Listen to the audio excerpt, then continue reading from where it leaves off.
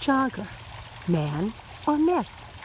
There's a reason I'm including this story despite the fact that I'm 99.9% sure that the jogger was a real flesh and blood human being. Hey, well, you know what? That makes it all that much scarier. I'd much rather deal with a ghost than a lunatic person. But there's another good reason why I'm including this story, that despite the fact that, as I said, I'm 99.9% sure that the jogger was indeed a real flesh and blood live human being, there were a few inexplicables that went along with this story. Before I get started, first I'll let you know that my grandparents, my whole life until they passed away, were always up at 5 a.m., between 5 and 6, having their coffee. My grandfather loved to work in his yard. He would get some yard work in, have his coffee, get some yard work in, get cleaned up, and go into his real estate office. Well, this must have been the first morning in all the years of my life that I knew them, that they were both asleep. And little did they know that their granddaughter may have been in mortal danger. Okay, getting that out of the way, then I'll say this to also set the scene, that of course it no longer exists now, but there used to be a gate in between the two houses. I can't film the house because our family doesn't own it anymore, but just to know that if you ran through the gate that would be over there, it no longer exists.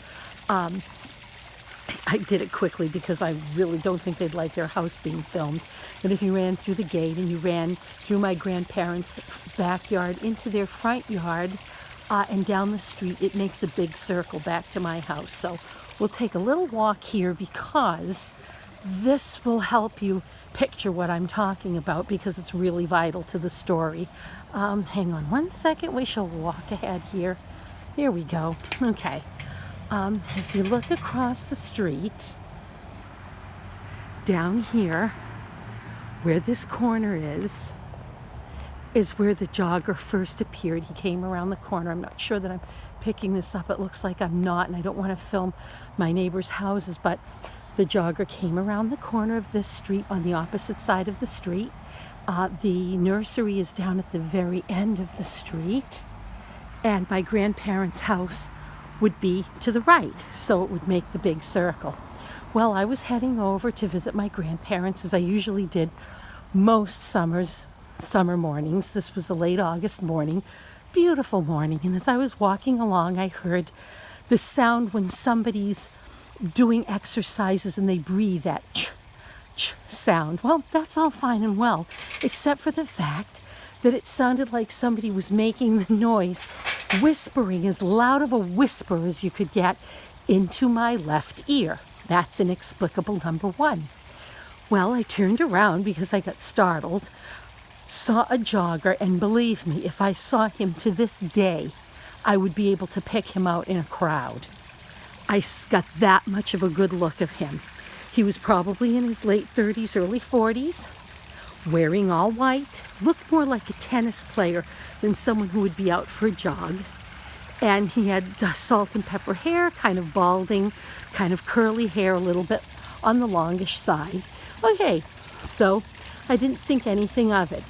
While I was watching him, when I had first turned around, what did I see but him not even look, this is inexplicable number two, cross the street, didn't check to see if a car was coming, at an angle, made a beeline, and instead of going on the sidewalk, he proceeded to come in my driveway, straight toward me.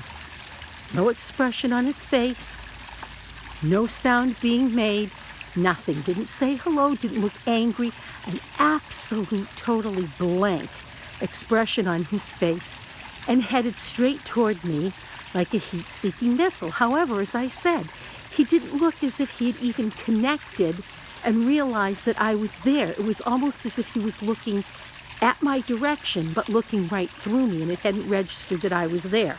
Well, at this point in time now, I was far enough across my back lawn that had I doubled back to come in my porch, he would have caught me if that was what his intention was.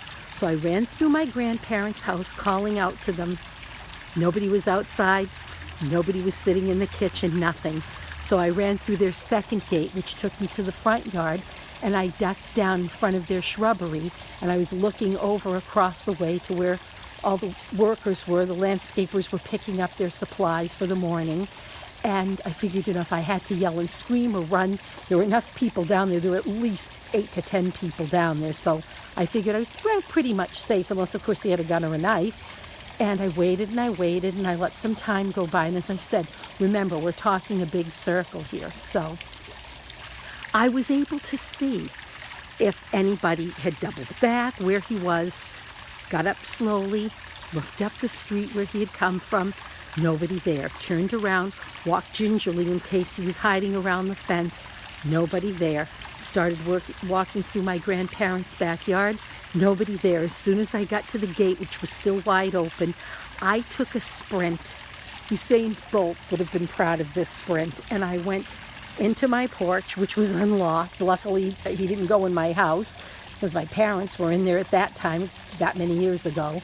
And I shut the door, locked the door, ran in, and didn't go out that time in the morning. Told my parents about it, told my grandparents about it. And as I said, that just kind of ruined my mornings. My grandmother would call, we're outside if you want to come over, which was a massive help. And I did used to go over after I heard that they were outside. Never saw that jogger since. And as I said, there were inexplicables. What do you think? Why was this going on? Did he mean me any harm? Or for the people who are paranormally inclined to think that this was indeed a spirit? No matter the fact that he looked flesh and blood, some ghosts do, they're solid. Why did he look right through me? Why was it not connecting in his eyes that I was standing there? It was almost as if I was the ghost. Time slip? Glitch in the Matrix? Tell me what you think. I'm curious to know.